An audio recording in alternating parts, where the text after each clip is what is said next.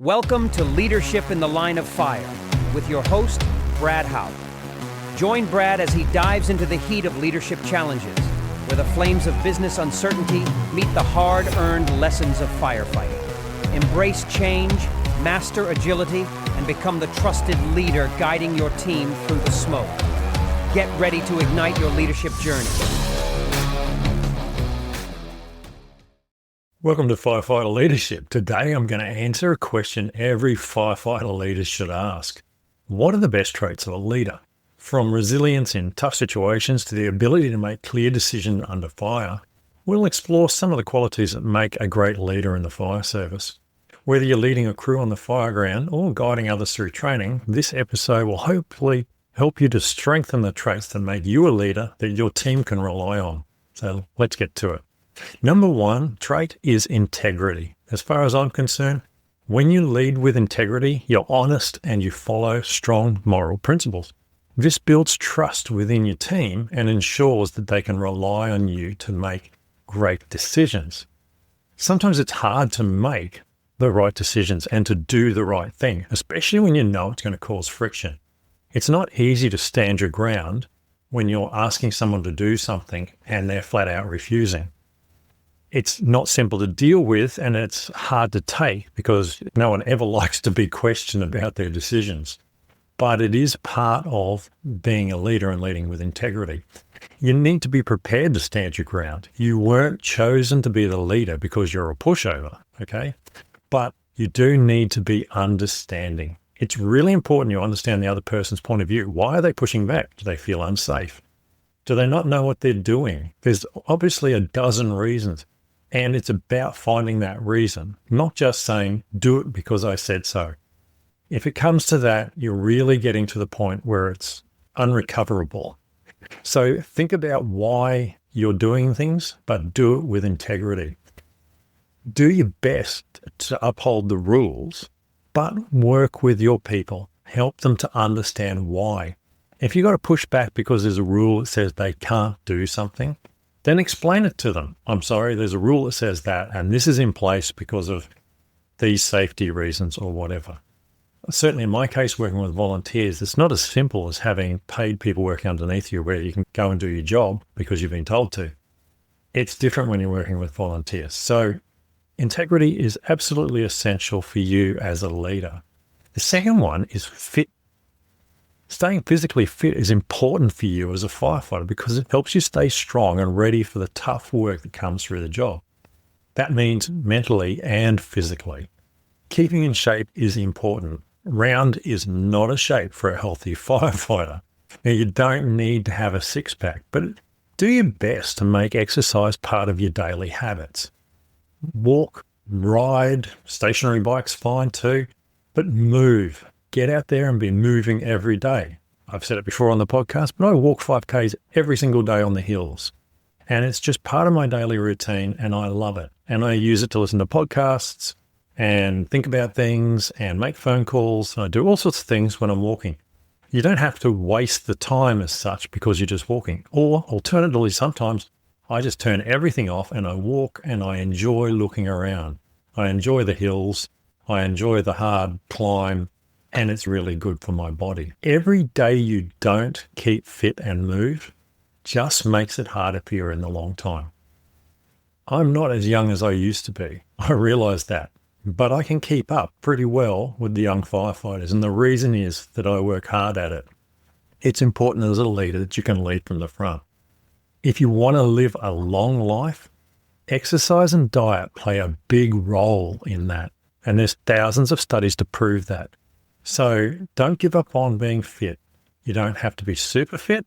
As I said, you don't need six-pack, but keep moving on a regular basis to keep your fitness levels up. It pays off when you're on the fire ground and you're stuck out there for 14 hours walking miles and miles. Number 3, communication skills. Clear communication helps you and your team understand what needs to be done. It ensures that everyone's safe and allows everyone to work together smoothly because they've understood all of the instructions. Learn to speak clearly and think about what you're going to say before you open your mouth. But if you speak more clearly, it's going to come through. We're all familiar with radio conversations. When you're sending radio messages back and forth, it's important that you slow down, you look at your pitch, your tone, all of those sorts of things. It's no different when you're giving those instructions in person. You need to think about what you're saying, slow down, say it clearly so everybody understands, and make sure that they understand. Just saying it doesn't mean you communicated. You've communicated when people understand what you're saying. If you aren't comfortable communicating in public, join a public speaking group or look up some online tips. You need to be able to stand in front of people and say what you need to say. Now, sometimes that might be large groups of people, like large teams of firefighters. Other times it might be one or two people. Either way, being able to stand in front of groups of people is important as a leader. Within your brigade and make sure you're communicating regularly. It's really important. Regular communication ensures that everybody knows what's going on. The biggest problems I've seen happen when people don't know that things are happening or why things are happening. Sometimes it can go weeks before there's regular contact between people who are officers and people who are firefighters. And they don't understand all the decisions that are being made. Now, they don't need to know everything, but they need to be in the loop. They need to understand that change is coming. They need to understand that we're going to be doing this next week. That communication is essential, because otherwise when you drop something on them, they're like, this is something we should have talked about weeks ago. And you get that big, strong pushback because there's been no communication, no discussion. Number 4, adaptability. Being able to adjust to changing situations is essential. Firefighting always requires flexibility to handle the many challenges you'll face in the field. You must be able to change instantly. It must happen that fast. We all know that no fire stays the same for long and no two jobs are the same. So being able to adapt to the situation is essential to your survival. Expect change and plan for it. Remember, trigger points and fallback lines don't just apply on the fire ground. Training never runs smoothly. Logistics is unpredictable, etc., etc., etc. So make sure that you have those fallback positions, and that allows you the adaptability. If the person who's running training doesn't turn up tonight, then you know who might be able to step in, for example. When you accept change, you're going to be a much happier person because it's not going to surprise you when it happens. Number 5, empathy. Empathy means understanding and caring about your team's feelings. It builds trust and it helps everyone support each other. And that's absolutely essential as a firefighter because our lives depend on each other. You're working with people, not firefighters. They have emotions, issues, and limitations. Get to know your people. There is no better place to get to know people than on a deployment, whether it's 1 day or 5 days. By the time you get back, you'll know that person and know all about their family and what they like and what they don't like. It's an amazing opportunity. But the more time you spend with people, the more you learn about them. That's sometimes difficult when you're only seeing them on a weekly basis, but take the time to understand the people you're working with. Have some empathy for yourself as well. You need to give yourself a break sometimes. Being a leader is hard. You're hard on yourself, always. You always expect better of yourself than you do of others. And that's not fair. Give yourself a break. Have some empathy. Decisiveness. As a leader, you need to make quick decisions, especially when lives are at risk. Being decisive helps you to act fast in urgent situations. A bad educated decision is better than no decision. I know that sounds terrible, but at least as an educated decision, you've taken things into consideration. People will not follow you if you can't make decisions. It's infuriating. And I personally would pull your command if I saw you doing this. You have to be able to make decisions if you want to lead. That is what the people who are following you need. They need decisiveness. Decision-making is a learned process, so learn more about how to do it. Read some books, watch some videos, listen to some podcasts, whatever. But learn how to do it. A great way to do it is just to mirror the people that you think are great leaders. This is one of the ways I've learned to do what I do. And I'm not saying I'm the great leader, but Some of the things that I picked up along the way have come from other people, and they're important to me because I've seen how it's been to work underneath them. When you're making decisions, get the facts, look at the options, and trust your gut, then call the decision. Number 7, accountability. When you take responsibility for your actions, you create a culture of trust within your team. Holding yourself accountable encourages your team to do the same. If you stuff up, put your hand up and admit it. If you're stuffing up a lot, get help. Everybody makes mistakes.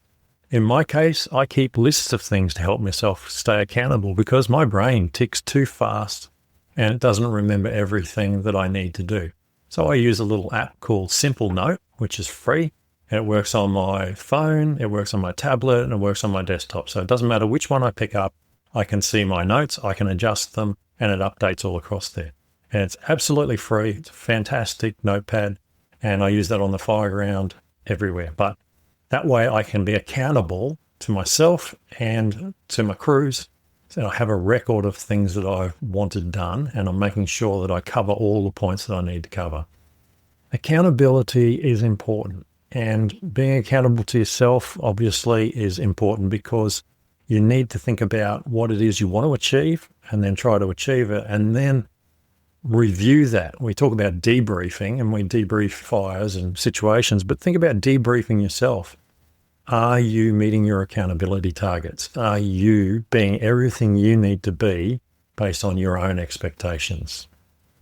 Number 8, courage. Courage means facing danger and challenges head on without backing down. By staying strong, you inspire your team to do the same no matter how tough things get. You need to be able to face up to things, whether it's facing up to a fire, facing up to a difficult team, and you're always going to have one team that is more difficult to work with than other teams. Make sure you're prepared to do that and stand your ground and be strong. Prepare for the hard times. Having courage in easy times is easy. Having courage in hard times when you're exhausted and you're overworked and you need to sleep more is hard because there's so much more going on in your life. So be prepared for those hard times. And lastly, enjoy being under fire. It's part of what we do. Now, whether that being under fire is physically facing a fire or being under fire from everything that's going on around you. It's not easy, but learn to embrace it as part of being a leader. That's where your courage starts to show through. Leadership is about showing up every day with integrity, being healthy, and having clear communication to your teams. It's about adapting to change and understanding your team with empathy and having the courage to face challenges head on. It's also about accountability, owning your actions and setting the example for your team to follow. The decisions you make and the way you lead can inspire your team to push forward no matter how tough things get. If you're ready to step up with your leadership, please subscribe to Firefighter Leadership Podcast for more insights and lessons to help you become the leader your crew deserves. I'll catch you in the next episode. Thank you for tuning in to Leadership in the Line of Fire.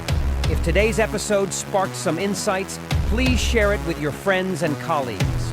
Don't forget to hit like and subscribe so you never miss an episode. Your support fuels this journey. Join us next time as we continue to explore leadership lessons from the fire line.